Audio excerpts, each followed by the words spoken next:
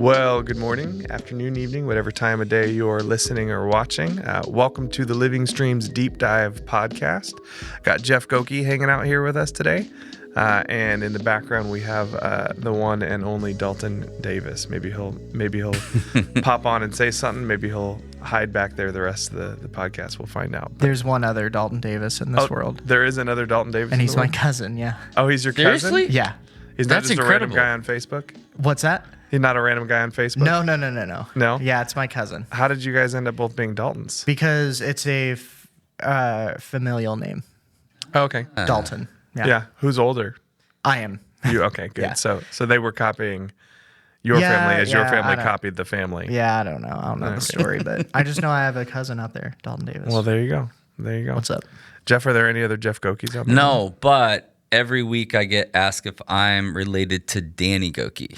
Danny Goki. Yeah, the singer, and every week. Okay. Every time I speak at Living Stream, somebody comes up and says, "Are you related to Danny Goki?" And I was like, "No, we're EE. Okay. He's EY." Different. Yeah. I know. Nobody ever confuses you with Goku? No, Dragon Ball Z. Never get that. Oh, that's good. I have no idea who that is. It's you're not missing out. No, Easy. 12-year-old you is missing you out. said easy. Easy. Yeah. There's a lot of fans. Yeah. I respect the culture. Dalton, were you a Dragon Ball Z guy? when you No, were a but I kid? respect the culture. I You get respect it. the culture. Yeah, no, I get it. Like, I understand why people like it, but Yeah. I'm not a Funny. Yeah. patron of that. Well, this week I took us through Joshua 14, and there were like 8 other sermons that all were weirdly personal for me that I would have preached out of 14 and 15, whole other passages in Joshua 14. Maybe we'll talk about that a little bit if we have time, but maybe not. But essentially the very high level outline of the message was, for Joshua, for the story, I guess, to recap that, Yeah. right? So people of Israel, they've entered into the promised land and they've had some, quite a bit of success. And Caleb goes to Joshua and he says, "Hey, Joshua, can I have the inheritance? Will you give me the inheritance that God promised me through Moses 45 years ago?" Which happens to be the land where the giants are living. And Joshua gives that inheritance to them, but they haven't fought that battle yet. They Yeah. haven't won that. There's still giants living there. The city that Caleb eventually renames to Hebron is still called Kiriath Arba after a giant who presumably founded or was one of the greatest men who lived in that city. And so they go and they conquer the land of the giants. And in Joshua 15, we didn't talk about this very much, but we have a little bit more to that story too, where he goes and he conquers Kiriath Arba, renames it to Hebron, and then he says, "Hey, Let's just keep going. yeah, let's just keep going. Like whoever, let's go take this and let's take this." And he says, "Hey, whoever conquers, this part of the land of the giants, like they'll get to be part of my family, marry my daughter." And so a guy named Othniel does that, who ends up being the first judge in the book of Judges. And this is, again, didn't include this part in the message. We're going off script a little bit, but then he marries Caleb's daughter, and she says, "Hey, since you've given me such sweet land, why don't you give me more? Why don't you give me some springs too, Dad?" And so he goes and does that. Maybe we can talk about that a little bit later, but tons of other messages there. But the message that I went with, that I felt like the Lord was really wanting to bring to us this week, was the reality that Caleb was given that inheritance by the Lord, but he had to go take it, even though he'd already been offered it by the Lord. And on top of that, it wasn't just as simple as like, "Oh, hey, it's right there, go ahead and grab it," but there's giants sitting there. And so we talked a little bit about the giants and what that meant, and how we looked in Genesis chapter 6, which there's tons of stuff that we could nerd out and craziness on there, but it led us to this conclusion of, the giants are the consequences of spiritual rebellion and sexual brokenness. And the world says that these consequences are really good things, but God actually calls them a tragedy. And then we talked about how did Caleb drive those giants away? Well, he wholly followed the Lord his God. So that's a little recap. I have a couple things. Yeah, One, absolutely, please. I was blown away by your Hebrew pronunciation of all the cities. Those are passages that typically I just want to blow past. I got no idea if I'm saying them right. I was But really thank you. like, I have to like literally in my notes like phonetically sound them out, and it was just it came like just butter to you. So I'm a language nerd, but I promise you, there's an Israeli. Actually, I have an Israeli acquaintance, I guess, who just from the internet listens to our messages sometimes, and I chat sometimes. She's Orthodox Jewish. And and every time we talk, she like politely corrects me on She's like, well, on this end, I was very impressed with that. Yeah. The second thing is, I'm curious. You said when you have a passage and you have to bring it to God's people, and you have got like 4 different like directions you would like to go. Yeah. How do you determine like I think this is where we need to go? Yeah. That's a good question. I mean, I think. I'm curious your answer to that same question, but I think it's really important not to ever escape the really simple, what is the Lord saying? I think for me as someone who really loves studying and interacts with the Lord and studying, and I could nerd out, and if I had a different life, I could be when I was like 11 years old, my dream was to go find like ancient manuscripts that have not been translated and translate them. That doesn't surprise me at all. What 11-year-old is excited about that, But that was like my dream. And but even still, like square one of preaching a message is, God, what do you want to say to those people on that day? And it's true in like every facet of life that we are in danger when we start to get capable. And we have a tendency as followers of the Lord to be in better hands when we're incapable. Yeah. And in a lot of ways you could say, well, that's where this message even led, right? That's where most messages lead, And so, when I'm operating in my own skill set, I'm going to what is fun for me, what's exciting for me. But I think, I've been preaching for a long time now, not as long as plenty of others, but I think I've learned the lesson enough that most of the time I'm pretty good at checking in with the Lord and saying, what do you want to say, God? And so that's a lot of what happened in this message is I went to places that I haven't in preaching in main services, just because I haven't felt released to share a lot of things that are really part of my story, but are to do with other people and their brokenness and would be hard to share that stuff honoringly because it's the kind of stuff that I tend to spin out on when I'm talking one-on-one with someone. That those are the kind of conversations, the topics, the things I talk about. Need a little more time to give it context. And but I just felt the Lord say, no, this is where we're going. That's good. This is what we're talking about. And the Lord, especially the last 3 years, for whatever reason, it's been this weird thing where the deeper I've studied a passage, the stuff we've been teaching, really, I think since you joined our content team and you and me and Ryan were teaching, some of those things we've dove really deep into, the Lord has just been doing so much in and through and to me in that process. And so this message was no exception to that. And this was the Lord saying, I want you to take all the stuff I'm doing in you through this. Yeah.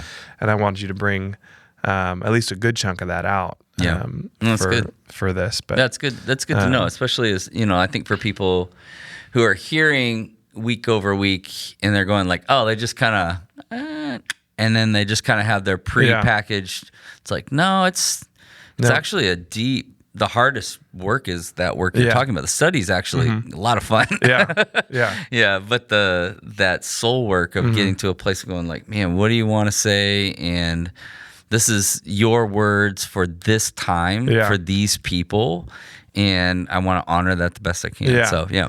And I think for me, it feels like almost like a dialogue between the study and prayer time and then my own creative processes, right? So it's like, hey, some messages start with a topic, some with a passage. This one obviously starts with a passage, and so it's like, here's this passage. Let me study this passage. Let me see kind of what's the menu within this passage. What are the options here? And then it's, Lord, what do you want to say? Who do you want to talk to? And oftentimes the Lord will reveal something I didn't even see in the study in that. Yeah. And then it's like, okay, I'll go down. Now I'll go study down that trail. Yep. And then let me pray about what I learned during that secondary and tertiary study. Would you say similar for you, or? Yeah, I was thinking about while you're talking, and I think like the Pharisees knew the Word of God so well, but became disconnected from the people. So then the Word becomes flesh. Jesus, God becomes flesh, Jesus, and dwells among us. And so I love that idea of like the Word, coming in and being a part, incarnating, being among us and teaching us as he walks and he talks and he loves. And so a lot of times as I'm preparing them, there's this pharisaical part of me that just loves, the Torah and all the different 613 laws and the way you do things. And there's very much that very pragmatic part of me that I really have grown up with.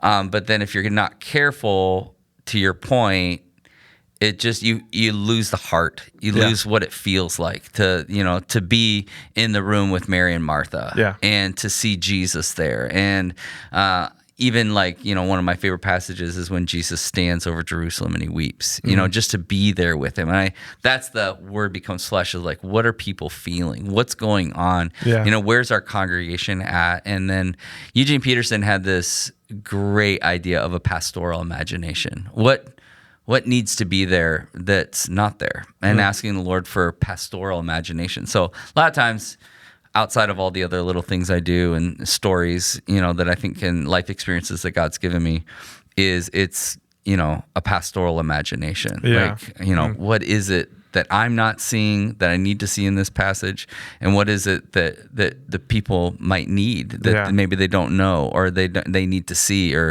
and just praying in that way and ask the Lord. But I mean, first and foremost, as I'm working through a passage, it's just got to deeply impact me. I mean, I like to wrestle like Jacob. I like to wrestle with God, wrestle with the Word, struggle through it. That's a part of my more of it than that. The study is the easy part. That's the fun part. But then trying to figure that out. So, I'm always interested when you have a passage like this that could go multiple different ways, and especially the way your mind works.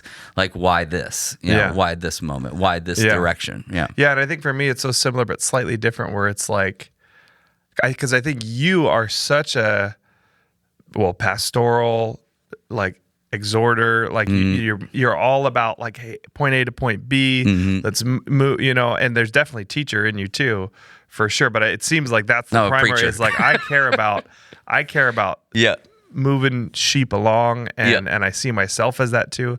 Whereas I really do like lead with the learn, and then but then part of being a teacher, right, is that information. One of the reasons teachers have a tendency to forget to do effective application, teachers by gifting, by spiritual gifting, right, is because for a teacher, the information translates to life transformation. So if you're speaking to a room full of only teachers by spiritual gifting, you don't need to bother with the application, because they're all already applying it in every 20 ways that it could be applied. Whereas, most people really need that application. It means a lot for them. And so that's kind of what happens to me, is I learn the thing, and then on the back end, after I've learned the thing, after I've studied, after I've been like, ooh, interesting fact, after I've locked that away, sometimes days or weeks or months or years later is when the Lord is like, and here's where it applies, and it transforms everything. So what was the thing in this particular passage that you learned that you were like, oof? Well, it was towards the end of the message where I shared, when I said I had written this down in my notes, what are the giants? What are the consequences of spiritual rebellion and sexual brokenness that are sitting on top of your inheritance?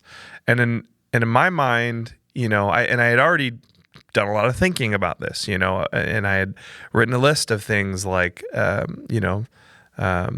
sexual licentiousness and anger and pride and I think maybe at some point we could have a conversation about even what are some more of those things that result from that, right? And I think there's a lot of pay dirt there for a lot of Sure. people. And then I heard the Lord say, ask yourself that same question. And I didn't want to because I was afraid that I was going to find that I had one of those things that I'd been ignoring in my life.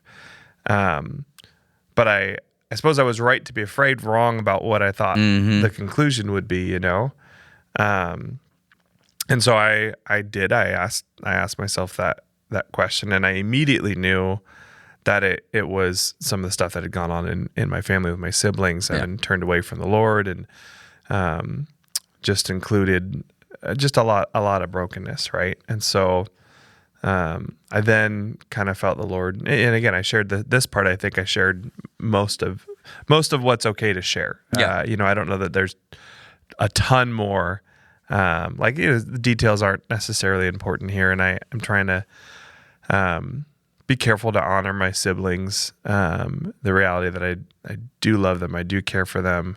I see the decisions that they made as ones that have caused more brokenness than I think that they, much more than they are aware, and a lot of brokenness that they might not agree with me as being brokenness, and some that they wouldn't draw a causal link to, but yeah, nonetheless, I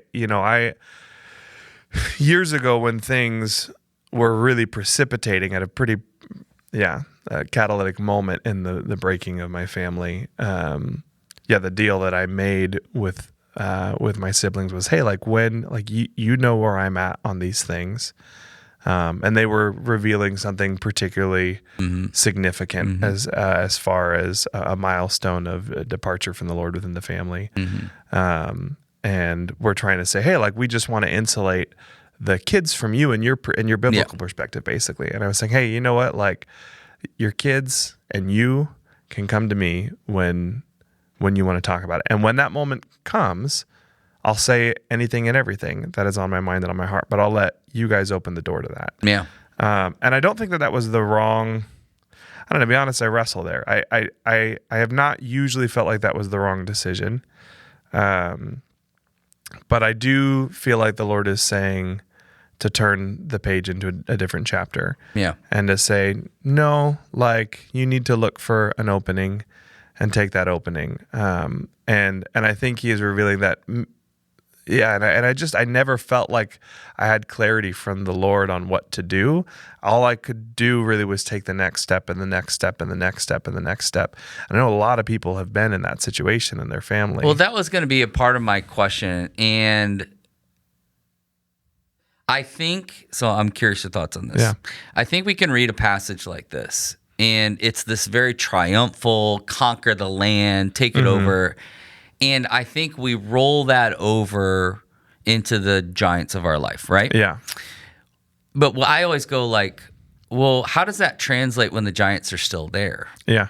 Meaning the addiction that just, I think sometimes I'm concerned that we're just you don't have enough faith or just pray it away. And actually it's it's almost this thorn in the side. Yeah. And so they're I can never defeat this giant. And so it's almost this very triumphal, and so we only celebrate those who actually conquer the thing. Yeah.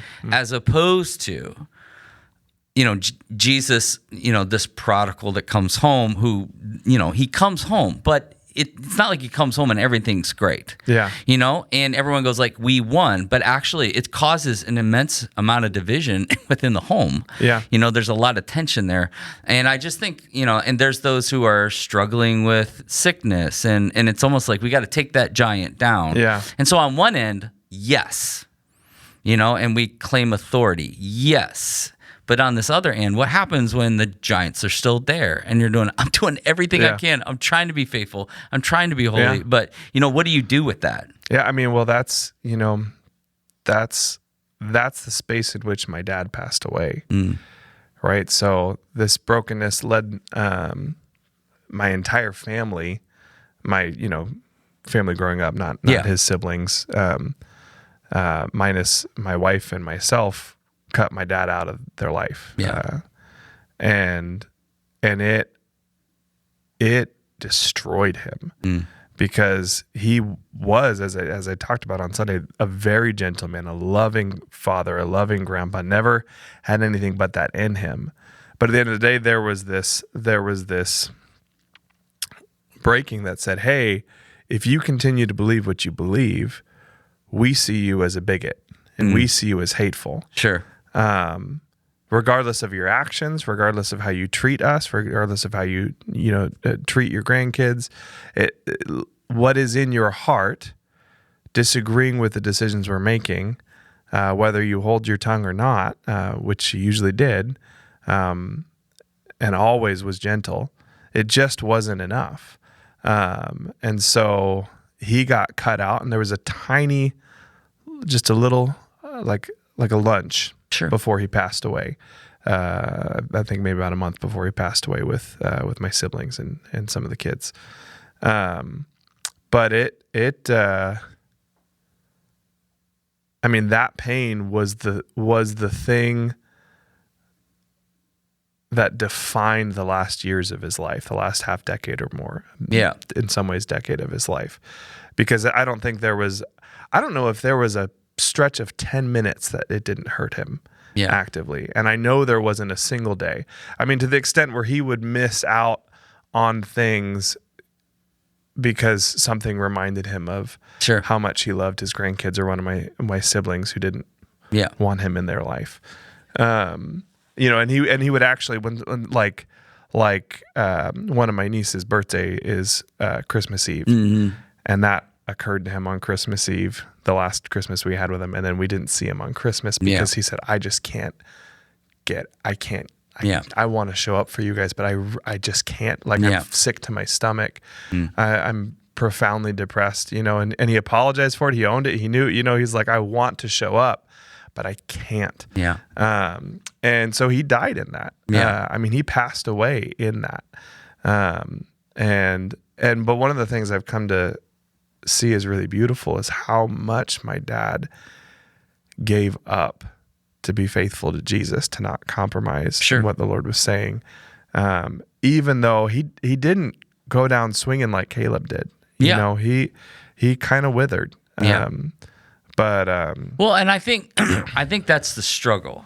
Like, I think a lot of times when we try to contextualize scripture and we pull something out, like, I always say I'm in tension, which I like tension. Yeah. Which is, do I take the hill? Jonathan, do I take the hill or do I be still and know that he's God? Yeah. And release and let go. Or one of the thoughts that I had in this message too is like, do I hit the nuance of, well, Abraham took hold of his possession with Hagar, and that wasn't so good. That didn't go well. And that, what's the difference there? That was one of the 8 other messages that could have been preached here is what's the difference between taking a hold of your inheritance like Caleb and getting ahead of God like Abraham? Yeah. And I don't even know. But that's that wonderful, like, the passage that's used within Christian circles that I love and loathe, which is he works all things together for good to those who loves him. We have taken that as like a promised land reality. Like, if I just do the right thing and I'm faithful, he's working. But actually, you might never see that. You might never see the fulfillment of that promise. Yeah. But the promise is, I'm the one who's doing it. Yeah. That he who began a good work will continue it in his time for his glory when he wants to do it. Yeah. And I think that's our great struggle. So a lot of times within these types of passages, I'm like, yes. But then I also have this pastoral heart that goes kind of like what you're talking about. There's a crew of people that are just going, I'm tired. Yeah. Like, I'm just exhausted, and I feel like I'm trying to remain holy. I feel like and stuff's not working out. Those family members aren't coming back, and I can't figure out what to do. So it's like these passages, I I really do believe we're in a beautiful time in church history where we're wearing the weight of that a bit. I think that's good. I think that's healthy. Because we can take all those biblical passages and try to contextualize them and be deeply frustrated. Yeah. To the point where you might want to go like, I'm done. I mean, and to your point, when these days, when I hear someone tell a story of how their family came back to the Lord and was restored, I grieve. Oh yeah. I get excited. I'm glad it doesn't get in the way. I like, please tell me those stories. Sure. It gives me hope and goodness and I rejoice with you if that's what you're going. But I get sad at the same time. Yeah. And but I think that's I think that's human. Yeah. That's human. Yeah. I think living in the tension of both those realities is real. And I thought you did a great job handling the text. I really did. Of not just going like, take them all down. You know? Yeah. Like, well, and that's the other tension. I mean, for me, right, one of the things that's a challenging tension is that we've seen, even like as I'm describing, the state of things with my dad and with me, it's like, right, like I've seen followers of Jesus behave in a way in response to things and people walking away from the Lord and the decisions they're making and the lifestyle they're living, that I would say, yeah, I understand why someone calls you a bigot. Sure. I've seen that a lot less than the world would have you believe is the case, and maybe that's just because of the pocket of the church that I've spent most of my life in. But because of that, I then get afraid when I'm telling the story of my family a little bit of like, I don't want anybody to think that me or my dad are actually secretly like spiteful, hatred, bigoted, because that is what half of my family believes.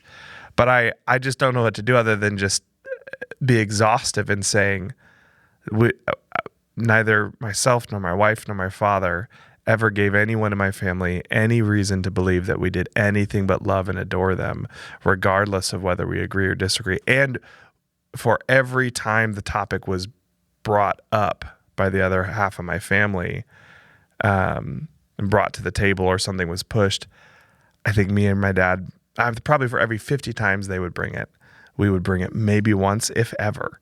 And I think in those situations, I think there's a common grief. Yeah. Meaning I'm being put in a situation which is to compromise the core. Yeah. But you believe that's core, and the agree to disagree and we can still have relationship and still agree to disagree. Yeah. Like there's a common grief there, a common lament in that whole thing. But, being put in that position of going like, but I'm not being unloving. Yeah. Yeah. I'm not being unforgiving, and I'm not trying to cut off relationship. Yeah. That's hard. And it's hard because I'll say in my family, some of that is felt on both sides of it, and I've had conversations with my siblings saying, hey, if I agreed with you on this or this or this, I'd be right with you. But I see the fruit of this and it's painful. And so I can't go there with it. But if I thought the fruit was there, I'd be questioning whether or not Jesus was right here. Yep. But I just, what I see is so clearly. Well, and this is a sign of the times, though. Yeah. There's this really interesting book called Bad Religion by Ross Douthat. I think he's a Catholic. I think he's a writer for maybe The Post. I can't remember. Anyway, but he writes this great book, and it says How We Became a Nation of Heretics. And and he just basically tracks trends and things like that. But he basically shows this track where you become an accommodationist. And what happens with denominations that become accommodationists? They rise quickly. And then, but over time, they fall. Yeah. And so we're seeing that happen within some of the denominations around us, right? But then there's the faithful. And the faithful hold true to the tenets of the faith, and they don't waver with the pressure of the culture. But they're also not the ones out on the corner with signs and everything else. Yeah. They're just resisting with love and grace and mercy in the same way that the Father has given that to them through the Son and the conviction of the Spirit. And he tracks these different denominations, the accommodationists and the I think he calls them the traditionalists or something like that, or the faithful. And I think that's true. I think that's the real hard thing is not becoming the pendulum swing within culture is always driving us to be accommodationists. Yeah. Because the overlying and I mean, even in the last decade, we've seen it swing back and forth, back and forth, back and forth. Exactly. And it's a danger either direction. Yeah, but if we know that he does not change, he's the same today, yesterday, and tomorrow, then we look to him for that guidance. Like, how do we walk this path that we're on and remain faithful while also, and we know we're aliens in this world. Scripture very clearly says it. So with even in the context of Joshua and Caleb, they know they're entering into alien land that's been promised to them by God Almighty. So how do we enter into that alien land, alien world, and how do we then fulfill what God's invited us to be, to do? But that's why I think looking to the person of Jesus is so helpful for believers. Yeah. Like he's known as a friend of sinners. Yeah. So if we're like, nah, yeah, I'm out on that, well, then you're not looking like Jesus. Yeah. If you're cutting off every single person that disagrees with you or looks different than you, you might not be looking like Jesus or loving like Jesus. Yeah. That being said, he did not accommodate the culture. Yeah. He did not give in to the pressures that were given to him. Yeah. And so it's living in that tension, and we hate tension. We don't, the theme that I always find really interesting is people will say, well, I don't want to be on the wrong side of history. Yeah. But I'm like, man, oh man. Yeah. Like if we look over our history, it's just a crazy, crazy history. Yeah. But it's just remaining faithful to the Lord, following after him. And I think that's that point of being holy. Or what was the line that you made about Caleb, or the point you made about him? Just being wholly faithful, wholly obedient. Oh yeah, he said he was wholly obedient. Wholly to the Lord. obedient. I didn't make that. The author of Joshua. Yeah. Wholly obedient to the Lord. Yeah. And then we ask the question, so what does that mean? Yeah. Like to you? Yeah. Yeah. I mean, I think that simply means, and this is a very common refrain at the end of my sermons, but it's the Bible, like it's just the way I summarize it often is hear the Lord and obey him. Yeah. I mean, it really boils down and then obey him completely, right? Because we can sometimes impartially obey him. And I gave the analogy at the end of my message of my 2-year-old son, right? Who's learning a lot about that these days because he's learning how to rebel, right? And so when I tell him to do something, sometimes his response is out and out rebellion. Yeah. And his form of that is to scream no and run across to the other side of the room and dance around for a little bit, right? Yeah. And sometimes it's not. Sometimes he ignores me. Sometimes he hears me, but it's a slow walk. Yeah. Right. It's like, well, I'm going to go over towards the box of toys that I dumped on the floor that you told me to clean up. And then I'm going to play with them for a while. And then sometimes it's like, okay, I'm going to put a couple toys away, but then I'm on to something else, but it's like, no, buddy, like I'm asking you to put all of those away. Like I'm asking you to finish the job. The idea of cleaning up is not to put some of the toys back in the box. Yeah. It's to put them all back in the box so we have a clean house. And then of course, like I'll step in at some point, and usually towards the beginning, usually after he puts one thing away, I sit down and then put 80% of the rest of it away while he slowly puts the 20% away because he's 2 and I'm an adult, But we're going until it's done. Like that's the job, that's the call, that's to wholly follow the Lord. And so when the Lord calls us to do something, to wholly follow the Lord, And so again, using the example of my dad we've been talking about, for him, he didn't have a lot of energy to a lot of things at the end, but what he devoted his energy to at the end, or part of it, was to be faithful to God and to say, I won't compromise no matter who is coming at me and no matter what they're threatening, like Shadrach, Meshach, and Abednego saying, no, we're not going to bow down to that idol. My dad was saying, although the people I love most in this world are threatening to cut me out of their life and have actually done that, They're threatening to leave me alone to die. I mean, when I found him, what he would often say was like, oh, all I'm going to do today is pray.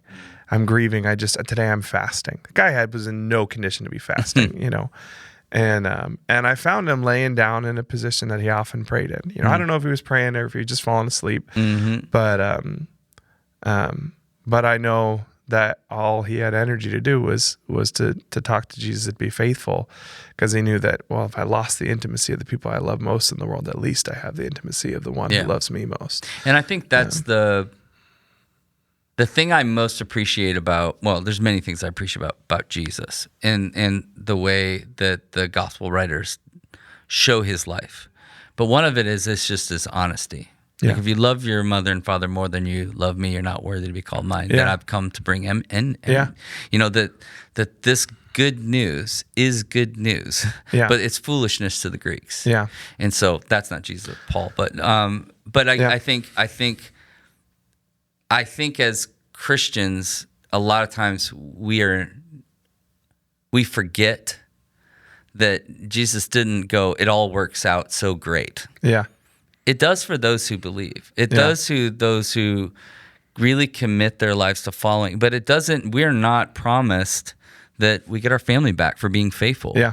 We're not promised everything, disease-free. We're not promised that. Now, do we believe in faith? Like, those things can happen? Yeah. Do we, like your father, go to the grave going like, it's the desperate desire of my heart? Yeah. But what are we asked to do? And it's to remain faithful in spite of those things not being worked out the way we want them to. Yeah. And I think there's Jesus going like, in this world, that's the suffering part. Yeah. The take heart part, Yeah, and sometimes we do have this gift of faith where the Lord is saying, hey, that's a thing.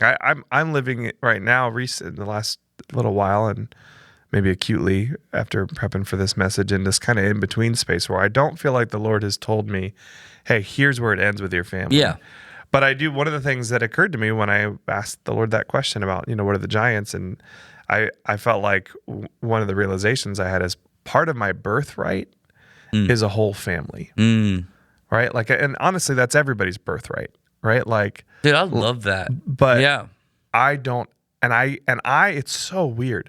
I grew up with that. When Colleen and I got engaged, she came from a very broken family that still haven't come to the Lord, but was starting to figure out how to get along a little bit better. Although her parents had been divorced for a few years at that point, but her and her brother figured out how to not hate each other and stuff like that, and her dad got a lot more peaceable. And so, she grew up with divorcing parents. They waited until after she was out of college, but in some ways their divorce started when she was a little girl. And I grew up with a family that loved each other and loved the Lord and was there in conflict and issue, human beings for sure, but gentleness, and we worked through things and, enjoyed each other. And so it was like, when we got engaged, it was like, she was like, oh, I'm finally going to get to see a healthy family. And it was a month or two before our wedding that the first big chip, basically we got told like, hey, by someone in my family, I'm going to take a hammer to the family. And just thought you should know that. Yeah. And you need to keep that a secret for 6 months. Oh, yeah. And by the way, happy birthday, Colleen. It was on her birthday. And happy wedding in 2 months. That's hard. But yeah, anyway, I kind of lost my train of thought there, but I wonder, so if you take the whole family, that's what I'm saying. That's just, I guess that was my point, is like that happened, and then it was like, oh wait, she was like, I'm not going to get this, and then it turned out my family ended up being more painful in that regards, I think, to some extent, for having been whole. But yeah, I mean, I think we all are, like, our birthright is a whole family. And so there's this weird tension of me seeing this passage and seeing something like, well, can I go get that? And I know that I also balance that with the reality of it takes two to tango, and in this case, a whole family, right? And I can't force anybody to come back to Jesus, nor do I want to, nor does Jesus force anybody to come back to him. Yeah, I had heard someone say that if you read through the Gospels, Jesus doesn't run after people. Yeah. Like he doesn't run He after. lets them walk away. Yeah, he doesn't run after the rich young ruler. He doesn't be like, whoa, come back. Maybe you don't understand. Yeah. And I think that's he allows them to continue to walk away. I mean, that's the Romans 1. He releases them to the desires of their heart, and then my counselor had always said this story. I've used it a ton with people because I find it helpful. And he had talked about, he had been like a college pastor back in the day, and they used to go to Florida, and he was a strong swimmer, but he'd take him to the ocean and say, hey, careful, this riptide, it'll take you away. Just be careful. You're going to play up here, but don't go out there. So they went too far out. A woman got sucked out. So he goes and swims after her and gets out to her. And he's trying to rescue her. And she just keeps resisting the rescue, is frantic. They both go under the water. And he said, I came to the realization she's gonna kill us both. And he said, so I had to go, I have to do my part, and then I have to let her go. And he goes, so I saw a wave come, and he goes, the only thing I could think to do was push her as hard as I could into the wave and then swim against the current. And he said, we both survived. He goes, but she would have killed us both. And I thought, the hard thing I think for Christians to do is let go and release them to the care of the Father. I think there's a point where we'll recognize in this world we'll suffer, but the take heart or I've overcome, we go, no, I'm going to keep that part. Because, I have to figure it out. I'm the patriarch. I'm the matriarch. It's my job to fix this. Yeah. And I think a lot of times he's like, I need you. You're not the Spirit of God. Yeah. And I need you to release them and live in the grief, but also in the hope that I do radical things. Yeah. And in the tension though, and this was but right, you said you love tension, right? And this is I do love it. In the tension of the flip side of that, of you're in that family. Yeah. For a reason. Yes. God's called you to be present. Yes. God cares very much about the eternal salvation of your loved ones more than you do, if you can believe it or not. And so, because we also get told hey, just don't talk about religion. Yeah. Which you tend to do because it keeps the peace, right? And you get told hey, just don't poke, Yeah. And so there is that tension there. And Totally. and I think a key thing for me was realizing, and so there's all this nuance, right? Because sometimes, let's not be a jerk. That's true. That's good. That's right. But realizing that these giants, one of the things about giants that people partner with, is that giants they're controlling. They're tyrants. And one of the things that they do is they tell those people that they've subjugated, whether the people realize they're subjugated or not, they tell them, if anybody comes for me, your giant, you deal with them. You cut them out. You don't let them speak a word against me. And it's become, that's not every giant has that tactic, but a lot of them do. And some of the big ones that are stomping around in our families do these days. And that's certainly what one of the ones in my family has told my family is, if they say anything about me, you get them out. And so that's particularly terrifying. Totally. But then what that does is it forces us to then say, well, I guess I won't speak against your giant, which then leaves them in an echo chamber to believe, hey, my giant is great. Yeah. And when their life crumbles, to say, gosh, why did my life crumble? Yeah. Why is everything so painful? Why am I in so much misery?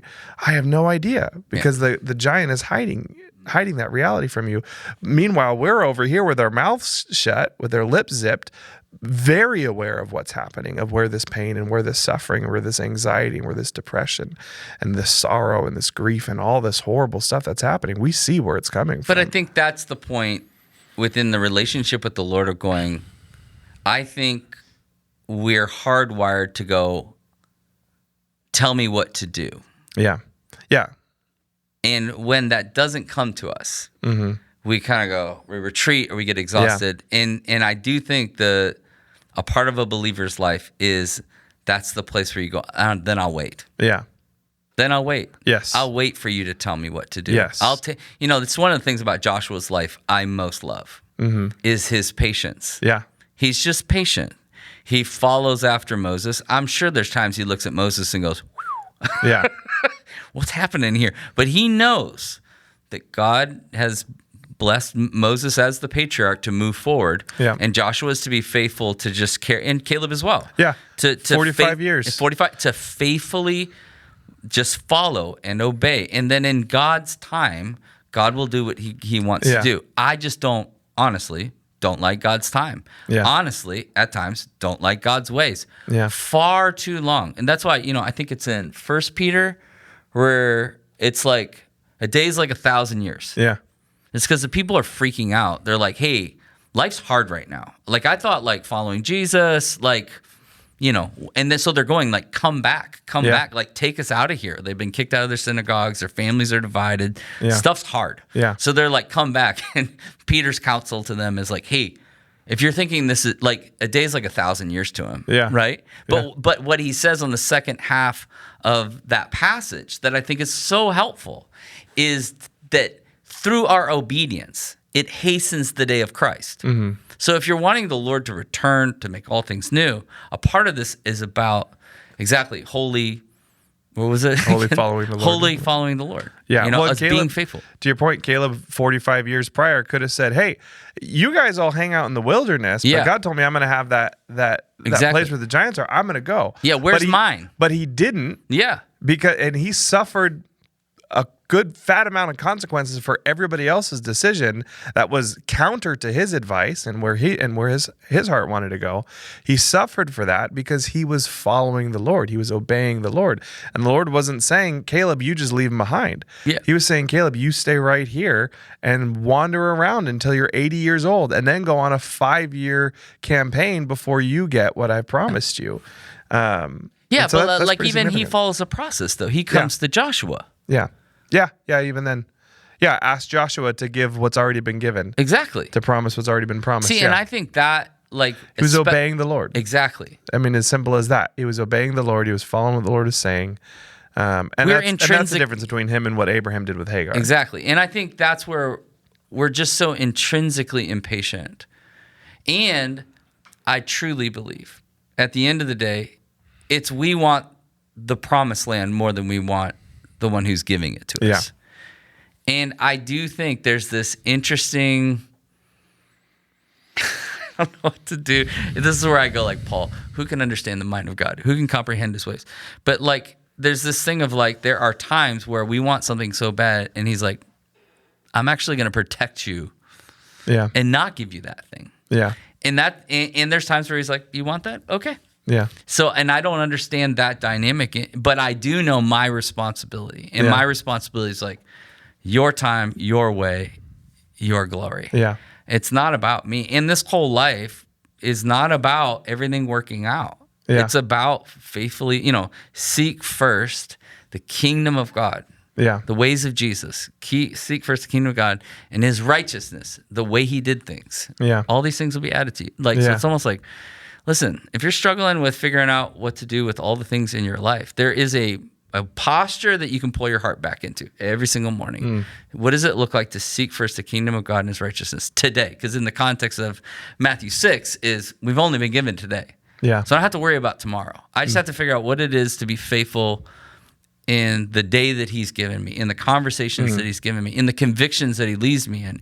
So as you're praying for your family, there's this moment where the Lord goes, I think you should reach out. Yeah. And you go, I don't think I can do that. Well, now you're Jonah. Yeah. Yeah. As opposed to going, okay, well then what do you want me to say? Yeah. I'll be with you always. Yeah.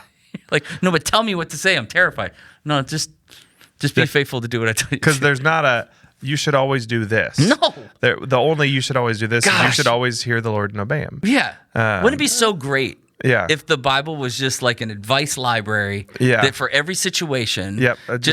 just see page 323 exactly. to figure out what to do when your family does this. Or Exactly. When your friends do that. Yeah. Exactly. And I think a lot of times we're entering into foreign land. Yeah.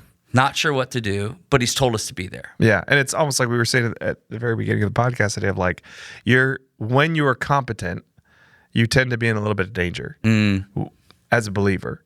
When you are incompetent, when you're in new territory, when you don't know what's going on, you're actually often doing pretty well if you've learned to go and operate in the Lord's That's strength. so crazy. I was journaling this morning.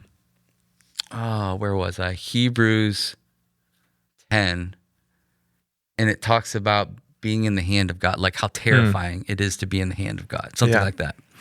And I just had I had this friend who recently accepted the Lord, radical, crazy life. I mean, nuts. I mean, drug addiction, prostitution, crazy. And she is a crazy evangelist. Yeah. And she just loves Jesus so much, and she is not afraid. And I was journaling this morning around the comforts of the cross, and not in a good way. That I become comfortable with the cross. I become comfortable in my salvation. You know, and I'm just like I can look at the cross and go, yeah, but but I've done I went to Bible college, I've done, she's got none of that. And I watch her life, and I'm so in awe of it because she just wants Jesus. And for her, she looks at the cross and she just weeps and she breaks because she knows. She feels so deeply I know what you did for me. Yeah. And it gives me great hope for so many people who don't know Jesus. But it also was deeply convicting for me. Yeah. To your point of just kind of get comfortable in our salvation. Yeah. And then that's how we move into accommodationism. Yeah. That's how we get to go well, maybe those aren't really giants. Yeah. Yeah. Maybe That's not that big a deal. Yeah. You just get real comfortable as we opposed to he who knew no sin became sin. So that I might become the righteousness of God, and I'm somehow thinking I've done something or gotten comfortable with that. Yeah. I think I just need to go whoa, wholly in awe of that. You know, which is what I most admire about Joshua and Caleb all along this journey. They are the most successful in the conquest of, and you just go, it's so beautiful to watch them just faithfully follow after the Lord in situations that don't make any sense. Yeah. Walk around this building 7 times and act and look like an idiot. All sorts of weirdness. Yeah. Because it's the Lord just saying, are you going to follow me? Yeah. Are you going to trust me? Yeah. And maybe that's the hardest part. Yeah. About one, that's that paradox. It's the most beautiful, painful thing we will do in this life. Yeah. Yeah. It's following the Lord. I wanted to take a little left turn just because there was something I mentioned. Actually, just because I feel like it's I'm not even sure why, but I feel like it's a story worth weaving. And I had mentioned on Sunday that, I might share a little bit more of that. But I talked about kind of the beginning of the message saying, hey, we actually named our son Caleb. And there was a lot that went into that. And I don't know if you've ever had these threads in your life that you see the Lord weaving and you kind of think, I don't know if I could ever articulate that thread completely or thoroughly or decently to anyone else. It's so interwoven in this complex weave that the Lord has done. And I've had a few of those that I look at and I'm just and this is one of them, and so I'm going to hazard an attempt at weaving the story of all that's woven. I mean, I could tell the short version, but I'm going to try to tell the slightly less short version as succinctly as I can of why Caleb, why did we name our son Caleb? Because the short version is we felt like the Lord saying that's who he is, right? But so I'm just going to fumble my way through it, so forgive me. Cooper had 2 names. Oh yeah? Cooper Evan. Yeah. No, we just thought, let's wait and see what looks like what when he looks comes like. out. There you go. Well, And so literally, it's like it was going to be Evan Cooper or Cooper Evan. Yeah. So I always appreciate when you were telling the story on Sunday. I always appreciate people who are very thoughtful. Yeah. And I was thinking about Patty and I was like, gosh, we really screwed the pooch on that one. Like we were just like, I don't know, whatever he looks like, we'll see. That's funny. But I was so grateful to hear. He's Caleb Shepherd, and it was Caleb Shepherd or Shepherd Caleb, and there was months of really just feeling it out with the Lord on that. Even though we kind of knew from the get go, but we thought Shepherd was a cooler sounding name than Caleb, and Caleb is so normal of a name. But anyway, when I was 18 years old, I went and spent a summer in Europe backpacking just to kind of have a period in the wilderness, connect with the Lord. And when I don't know if that's picking up, but it's just worth saying. It's probably somebody's just howling. Us, but there's someone's making some funny like noises a upstairs. Spirit or something that's going down in here. Some howling. You're I'm trying pretty to tell sure this it's only amazing the three story. of us who can hear this, right? I don't know what that could be. Wait, are the interns already here? Yeah, exactly. Somebody's practicing their opera upstairs. But anyway, in case you're picking it up, you know that we think it's funny. And in case you're wondering why Jeff and I keep getting derailed, it is very distracting. Yeah, I know. But anyway, so when I was 18, I went and spent some time with the Lord to listen to the Lord, hear a bunch of things from the Lord. And one of the things that I took home from that is this little conversation I had with the Lord. The Lord simply just told me that my inheritance would be the things that my dad knows, the wisdom that he brings, the relationship with the Lord, the stuff that he's really embodied. Because if you know my family, you know that they're poor and always have been, and are poor in part because my parents didn't charge for the ministry that they did because they just really wanted to trust the Lord and his church and his people, and in part because they just weren't good with money. They didn't have money, and when they had money, they didn't know what to do with it well. No. And the Lord provided, so it was fine.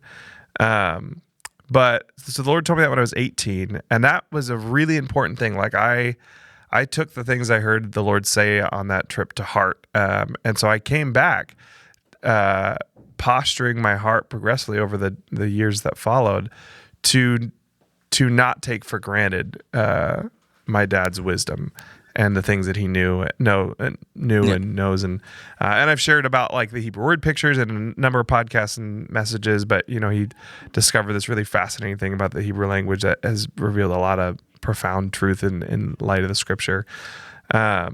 And I saw that as, okay, like I want to take hold of this. And so I did over years. I started, you grow up with your dad, he's always teaching you, always saying something, and you're just like, dad, And I shifted my heart posture as I became an adult because of that conversation with the Lord. And I saw my dad's wisdom not as this annoying thing that I hear all the time that he's always saying that, oh, Dad, come on, you've told me that 20,000 times. But I saw it as an inheritance that I needed to take hold of. Yeah. And so with the Hebrew word pictures things, right, like, the letters in the Hebrew alphabet, they kind of tell us something of the definition of the word. My dad was a bit of an animal person, especially when he was younger. He was a dog person. He had horses when he was a kid. And he always loved the name Caleb because it's spelled the same way as the Hebrew word for dog, which you're like, okay, you named your kid dog, right? Caleb. And the Hebrew word picture there is all heart. It's the word for heart, and then an open hand, which just is part of the meanings of that would be like all, complete, total. And he always loved that because it's like, well, what is a dog but all heart? Like all heart. When you look at it, he would always talk about like when you see a Chihuahua who's barking out the window, like all there is heart, like the heart, the courage, the whatever. But also like when you come home and your dog plops down in your lap and is so excited to see you, like all you have in that creature is heart. Awesome. And he always loved that. And my wife is a huge dog person, right? And so my dad, like me, is prone to tell people the same interesting bit of information over and over and over and over and over again. And my wife always really thought it was special that he would always connect with her over that. He would, the Hebrew name Caleb? Anytime you hear Colleen, do you know what that means? It means all heart. Do you know what the Hebrew word picture for dog is? It means all heart, And that was a really special, meaningful thing for her. And And so fast forward in time, right? And I'm leaning into this inheritance and I started calling my dad at some point just to connect with him, because part of the result of my grandpa not being a friend to my dad, to say the least, was he didn't really know how to have friends. He knew how to have people that he taught and people that he would nerd out with. And he had a really hard time just having like, just kind of casual, basically what you do so well, Jeff. He could have learned a lot, I think, from you if he'd have met someone like you when he was a younger man. But, but I, in my early 20s, realized like, hey, if I want that kind of like play catch, watch a TV show, hang with my dad, I'm going to need to pursue that. And at some point in time, I realized he just doesn't have a play catch gear. And so if I want friendship with my dad, I have to pursue the kind of friendship with my dad that he has with his teacher friends. And so I started, every time I had a sermon, I'd call, hey, what's the Hebrew word fixture for that? At first I started doing it to love him and befriend him. I mean, we had a friendship, Sure. it's complicated, right? But then it started becoming, I started to really, I always knew how valuable the Hebrew word pictures and his perspective was, but I started to gain so much of it as a result of that, and learn so much about that. And my dad, he devoted his life he was a marriage counselor. And so there are probably hundreds of marriages that are still together and strong that would not otherwise have been, if it were not for my dad.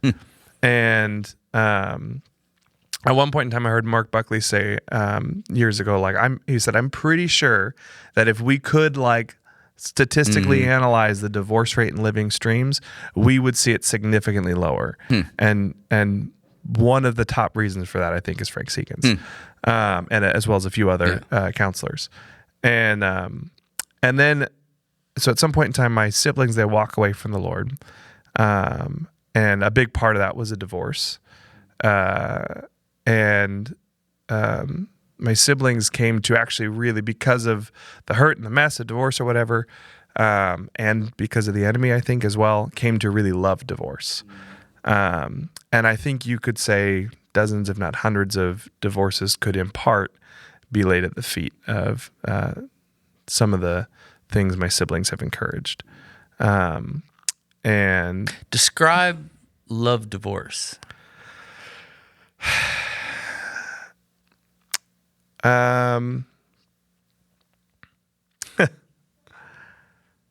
Yeah. I think my siblings have seen some of the gifts that divorce can give as a giant, and have come to love those gifts. Returning sense of autonomy, individualism, a break from the dysfunction of a spouse, which in extreme cases can be what makes that the right decision and the godly decision, but in other situations, sometimes we just, it's a borrowing the language for those extreme situations for, oh, you have a fight with your spouse and there's an argument, and that means that they're a narcissist and abusive and horrible. Gotcha. And so what a good thing and how liberating. Gotcha. Gotcha. So it's really interesting how the enemy's done that. And large social media following too. So a lot of very influential, very, and with, I'll say, some heart to help in there, some of what Jesus put there to help people who are broken. They want to help. And I think it's worth honoring that, even when someone is making decisions that I think are not honorable. I can see the Jesus in there too, right?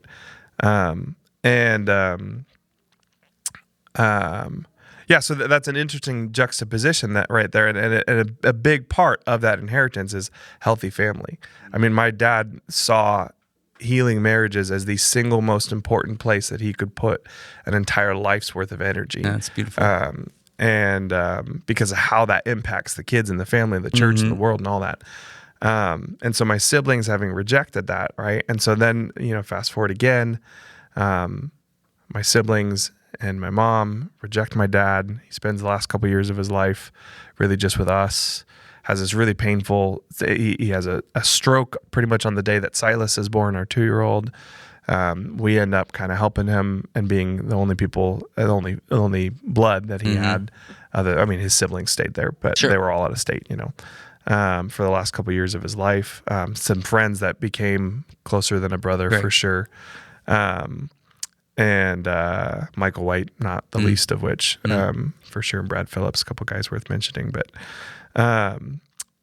and so now he doesn't have, like, a man who devoted his life to family has lost the majority of his family.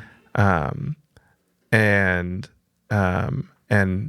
2 out of 3 kids who grew with an inheritance of whole family and a special blessing to heal and strengthen families and in the wisdom of the Lord have said, actually, we love the breaking of families. And I know they wouldn't phrase it that, and maybe that's a little bit ungenerous, but it is what I think I see.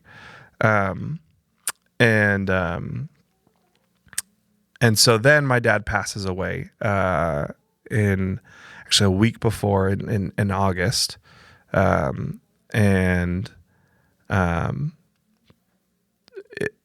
those listening, August 2020. Yeah, just 2024. Yep. Just yeah. Oh, sorry, I thought you said 21. Yeah. Yeah, so just less than a year ago. And so he passes away. I end up being the one who finds him, and have this strange week where in a matter of days, everything gets kind of taken care of, honestly, just because the church just came and said, hey, like, boom, like, we're going to take care of this.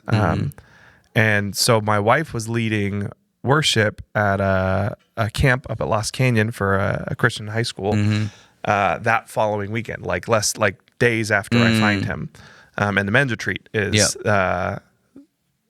begins the day that the retreat my wife is leading worship for ends, right? So the plan, we've done it a couple of years in a row. We go up there, I kind of watch the kids and help kind of just play dad while she does worship leader, and then they go home. We have a little bit of time together. They go home, and then I stay for the men's retreat. So everything came together quick enough that I was like, I think we can still do this, and it'll actually be sweet, some time with my wife and the kids, a couple of days in Lost Canyon and the retreat, I can just kind of unwind a little bit. And on the drive up there, we're just talking, and we know we have this baby boy growing. Colleen was a few months pregnant at that point in time, and we didn't know a name. And we, with our kids, we like to, like you're saying, we like to ask the Lord, who is this? Yeah, I love that.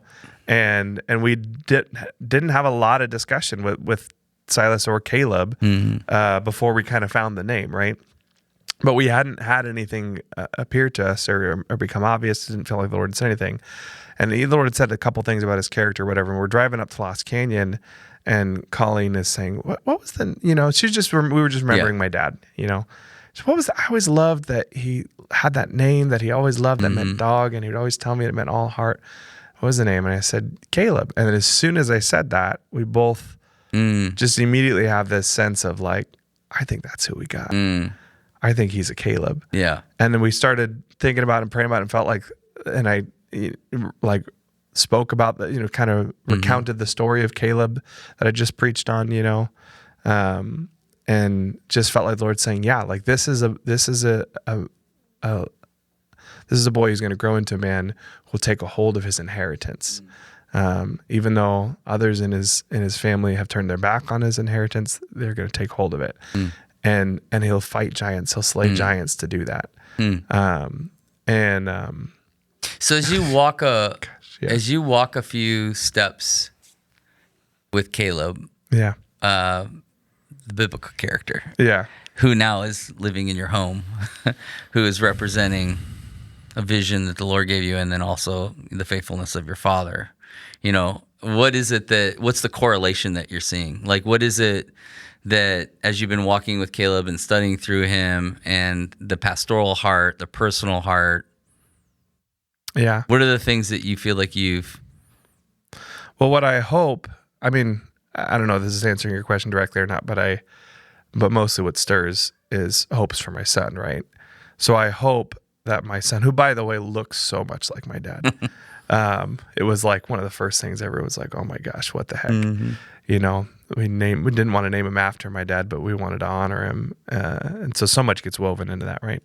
But my hope is that he will he will take hold of the inheritance that my dad built. And whatever giants try to come for that he won't have anything to do with it. And I don't know. But I wonder, and I hope that maybe as he grows, maybe he'll be part of chasing away the giants that are currently sitting on my siblings' inheritance. I don't know that. I sure hope I won't put that on him. But I wonder. But what I love, like with Joshua, is, and for your home, like, but for me and my house. Yeah. This is what it looks like for us. Mm-hmm. This is how we're going to live. This is how we're going to love. This is how, we're going to face down the giants and take our inheritance. That's how, the Seekins are going to do that. Mm-hmm. And I do think that that's the beauty in, like, an example of faithfulness and standing true, is that I do think that fruit just continues to multiply. Mm-hmm. Patty and I made a commitment. We both come from divorced homes. And so we made a commitment to say, that's not even on the... Yeah. And it's been such a great... It's helped us. Mm-hmm. It's given us that we have this faithfulness towards the Lord, but then we also have this generational renewal of going, like, it stops here. Mm-hmm. And we want to bless our kids with an example. Yeah. I can't... They have their own sin natures. They have their own free will. Yeah. But at least for me and my house, at least for the home, that we're going to faithfully, to the best of our ability, follow the Lord and live out the example that He's laid out in front of us. And we're going to pray that He who began that work continues to it. It's in His time, or continues it in His time and for His glory in each one of our kids. So it's been so cool to see now Ben, my oldest, get married. Cooper's now been in a relationship for about a year. And it's like like Sundays, us sitting in church together never gets old. Yeah. Because you sit in the back row with us, but that never gets old, and our daughter, and I just go like, okay, just stay faithful, and I don't know what this all looks like in the end, and they've broken our hearts for sure. Yeah. But I have a responsibility, and I need to remain faithful to what He's doing at whatever that cost. Yeah. And I think, I think that's what stands true about what you taught on Sunday, and that it is very painful. It's not always easy to do the will of the Lord. Yeah. And there's a cost. Yeah. There is a cost. And Jesus, of all people, knows that cost. All of His best friends, deny Him. One kills himself as a result of that denial. And, He knows that separation. The very people that are celebrating Him are the ones that are yelling, crucify. Yeah. And, I think those are those parts that we can go like, that's not in the brochure. Yeah. Yeah. But that is the model that He's given to us. Yeah. And so it's like, well, Jesus put it in the brochure. Yeah, Jesus, exactly. Like you said earlier. He put it in the brochure. He's like, hey, it's gonna suck. Yeah, exactly. And I'm gonna tell you what it is, but don't lose that heart. And that's my concern, I think, for a lot of people in the middle of facing their giants, is they forget they're in the promised land. Yeah. And they forget that they're like, for you and your two kids, like, and your marriage, like, the investment there. Yeah. And then asking the Lord, like, I just need your wisdom for this other part. Yeah. But I'm going to follow you. And I do believe that's true. And it's so cool to hear that this commitment at 18, now you're seeing through as an adult man with married and kids, and what a gift that you're actually doing that. You didn't just hear something from the Lord and go, I was probably on a mountaintop exhausted and worn out, and I hadn't eaten really good food in a while. It was probably delusion. You went, no, I feel like I heard from the Lord, and I'm going to commit to really seeing that through. Well, and that's pretty cool. And what's so interesting is that when my dad passed away, no surprise, he had nothing. Mm-hmm. He had a car that had been bought by some friends for him. Mm-hmm. So really not from him. Mm-hmm. he had about the same amount of money, maybe a little less money, I guess, than all the wrapping up everything cost. And he had his IP, you know, and that's the only actual inheritance I have from my dad that had not just been given to him in the last year or so of his life was, you know, the Lord said, my inheritance is what my dad knows. And I have his computer with the books he wrote and the wisdom he recorded, sitting in my office. And that's, other than a bunch of knickknacks that mean nothing and are valued at nothing. That's what I got. So then, for those who hear the sermon and wrestle with the passage with you, and then you've been so vulnerable to walk us into your own life, like, what is your hope and desire? One, I think probably for yourself, but you know, as you kind of mirror that back out to the people, as it results to what I've read, what I've studied, what it meant to me, and then what I'm hoping people truly live out in their lives. Yeah.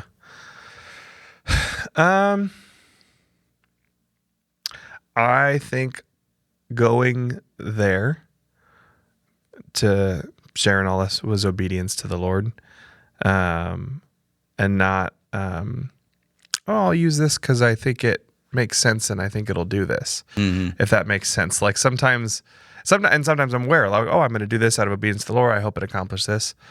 I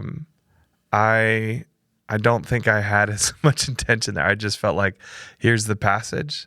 Here's what the Lord called me to open up. I mean, I could have and would have preferred to not open that up in a lot of ways, especially this on the internet, sermon on the internet, you know, the very real reality that my family might and honestly probably will at some point in time hear this or the sermon, which again, you know, I hope I've done as good a job as I can to be honoring and in all of that. Not like any of this information is a surprise to anybody in my family, but I know that one of the things I do know is so many people.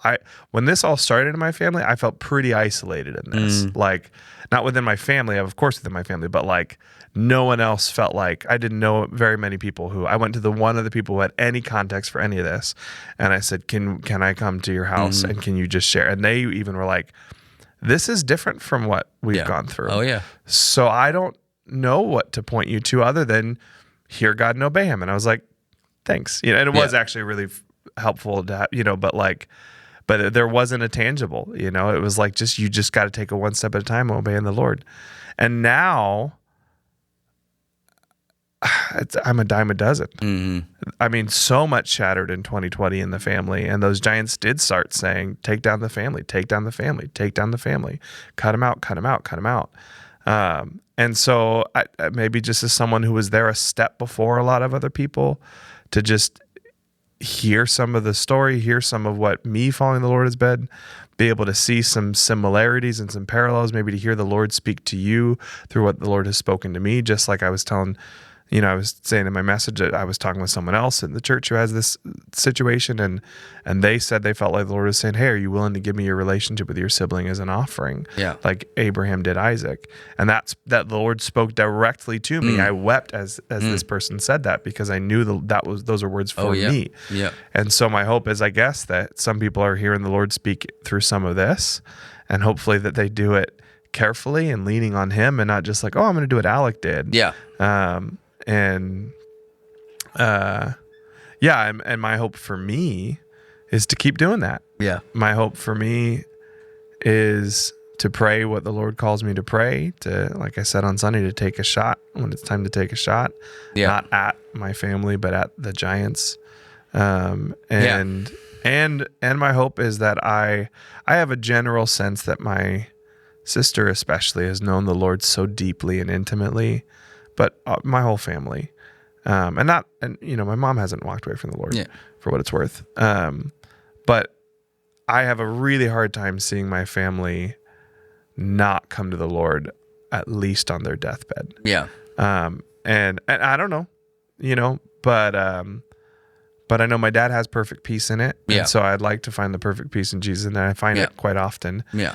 But my prayer is what I grieve when I have that hope, I grieve the years already lost and the years ahead that seem to, the forecast seems to be those will be lost as well. And so my hope is restoration quickly. Yeah. And my prayer is restoration at some point, even if it's on the deathbed. And I there's so many, I mean, one of the painful works, but beautiful works that I get to do is just walk in families in reconciliation and in organizations and churches and try to create reconciliation. Yeah. It's just you just start to realize like there's no magic potion for it. Like it's really humility, listening, and allowing me to hear the other person, and it's one of the things I really did, like the conversation Jesus had with Nicodemus, like so kind, not clear. I mean, it's not like he made it easy for Nicodemus. What we find in Nicodemus's life later on is he follows, and so,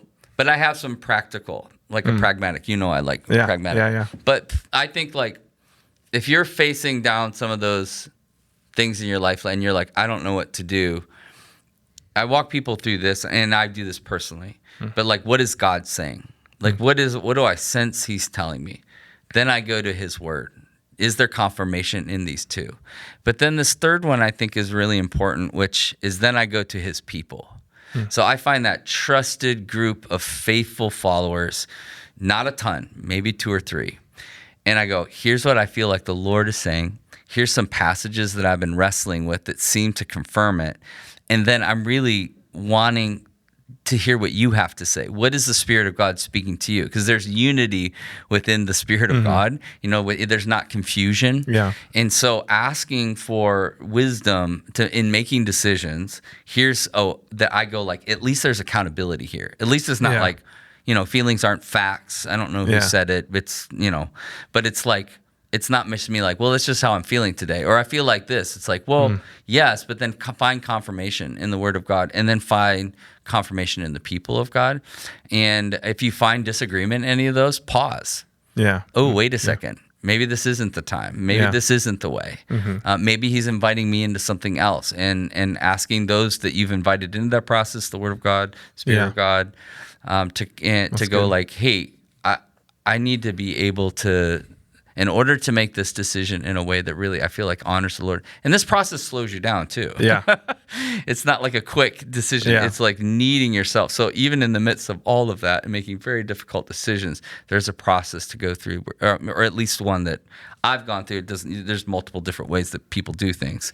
But that one I find to be very practical, and it slows you down, and it roots you into things that the Lord's provided for us in order to make decisions to face things down. No, that's good. And that's so, it might not be obvious to everybody, but every step of that process is so very 100% biblical. Yeah. And it's just a wonderful Jeff Koke summarization of if you've been hanging with the Word, you hopefully have absorbed that reality. But if not, I mean, that's a great way to clarify what you do. And like I was saying, when this precipitated my family, that's essentially what when I said, telling you the third step is I went to who do I know who's got any context for this? That's what I was hearing you, as you were going along in your story. I'm like, oh, that's what He's doing. Yeah. Here I'm sensing this from the Lord. I'm reading His Word, and I find confirmation there. Now, who do I go talk to about this? Yeah. Yeah. And so, I mean, that's so helpful. So good. And yeah, like we said, there's Jeff Koke with the application.